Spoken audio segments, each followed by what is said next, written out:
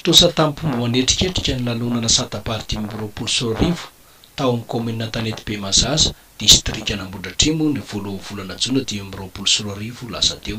Fety neto fokona lanehoana fisaorana sy fifanomezam-boninahitra no ny fahavokarany tombo ambolena ary namafisy ny fandraisana anjara ny refoky tany 2010 izay nitondra fanomezam-bary nentim-paharazana mampitondra eo an-toerana. Nisongadina manokana tamin'izany ny fampisehoana nataon'ny tarika Rosy izay nanentana ny sehatra tamin'ny lohateny fantadaza hoe Bapampaka Ladibe. Nampifandray ny hira sy ny dia amin'ny afatra feno firaisan-kina sy fanandratana maha-malagasy ka dia nahavory olona n'arivo maro ary nareo fa mitoetra ho sehatra eo ambony fototry ny kolontsaina velona ny Santa-Pary sy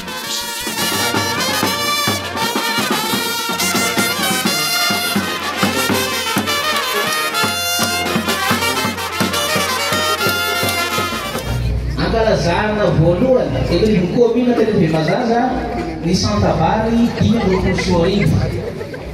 Ny voalohany dia fanaravatsika rehetra tonga manatsika izao fotoana androany izao. Ny faharoa izay tokony atao amin'ny voalohany dia misaotran'Andriamanitra lehibe noho ny fahazoana fotoana androany sy anaovantsika izao fomban-drazana izao. Fomban-drazana ampifaraisina amin'ny fampandrosoana.